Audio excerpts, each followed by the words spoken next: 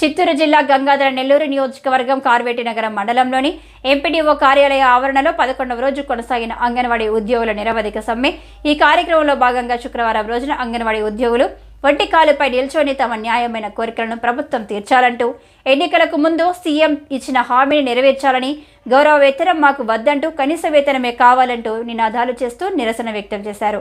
ఈ కార్యక్రమంలో భాగంగా ఏఐటీయూసీ మరియు సిఐటియు మండల కార్యదర్శులు మమతా రాధమ్మల ఆధ్వర్యంలో అంగన్వాడీ ఉద్యోగులు ర్యాలీగా బయలుదేరి అంగన్వాడీల ఐక్యత వర్ధిల్లాలి అంటూ నినాదాలు చేస్తూ గాండ్లమిట్ట కూడలి వద్దకు చేరుకుని చిత్తూరు పుత్తూరు జాతీయ రహదారిపై బైఠాయించగా వారికి మద్దతు ఇస్తూ ఏఐటీయూసీ జిల్లా కార్యదర్శి కోదండన్ మాట్లాడుతూ అంగన్వాడీల నిరసన సమ్మె 11వ రోజుకు చేరుకున్నా కూడా ప్రభుత్వం వారి న్యాయమైన కోరికలను తీర్చకుండా ఇతర సిబ్బందితో అంగన్వాడీలను నిర్వహించడం ఎంతవరకు న్యాయమని ప్రశ్నిస్తూ, అంగన్వాడీ ఉద్యోగులు తీర్చలేని కోరికలు అడగలేదంటూ ప్రభుత్వం రాకముందు మేనిఫెస్టోలో ఇచ్చిన హామీలను మాత్రమే నెరవేర్చాలని కోరుతున్నారని, ప్రభుత్వం తక్షణమే స్పందించి అంగన్వాడీలకు న్యాయం చేకూర్చేలా చర్యలు తీసుకోవాలని డిమాండ్ చేశారు.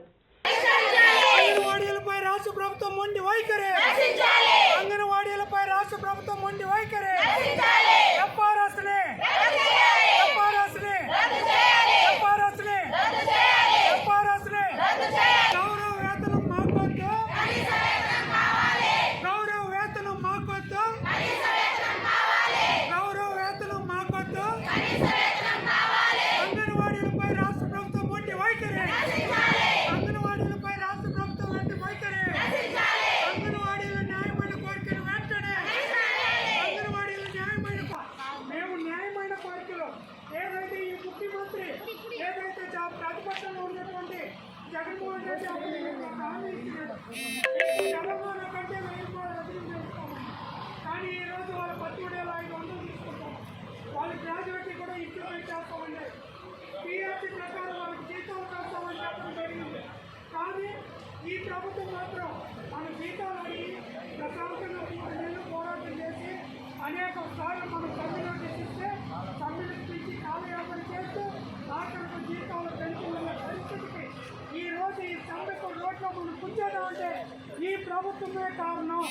ఈ ప్రభుత్వం యొక్క బలవంతంగా మనం ఈరోజు ఈ రోడ్డు పైన రావాల్సి వచ్చింది.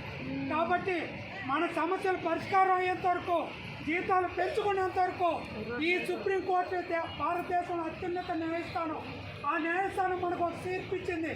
గ్రాడ్యుయేట్ ఇంప్లిమెంట్ చేయండి. ప్రతి అంగన్వాడీ కార్యకర్తగానే ఇచ్చి 10 నెలలు కావస్తూ ఉంటే ఈ ప్రభుత్వం దాన్ని ఇంప్లిమెంట్ చేయలేదు. మనం బొత్స మంత్రి, మన విద్యాశాఖ మంత్రి మాట్లాడతా ఆయన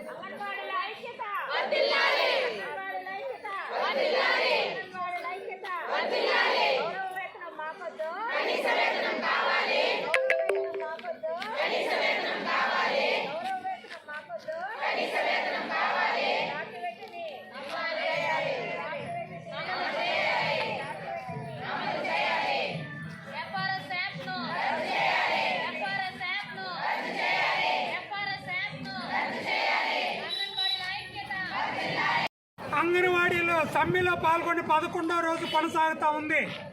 సమ్మెను పరిష్కరించాల్సిన ప్రభుత్వం అంగన్వాడీలకు వ్యతిరేకంగా ఉన్నటువంటి సచివాలయ సిబ్బందిని, వాలంటీర్లను, ఆర్పీలను రెచ్చగొట్టి ఈరోజు ఈ యొక్క సమ్మెను ఏ విధంగా నిర్వహించేయాలని ఈ రాష్ట్ర ప్రభుత్వం మొండిగా వ్యవహరిస్తూ ఉంది. మేము అడుగుతున్నాం, మేమేం కొంచెం కోరికలు అడగలేదు. ఈరోజు ధరలకు అనుగుణంగా మీరు జీతాలు పెంచండి, మీరు ఎన్నికల మేనిఫెస్టోలో ఇచ్చిన వాగ్దానాన్ని అమలు పరచండి అని మేము డిమాండ్ చేస్తున్నాం.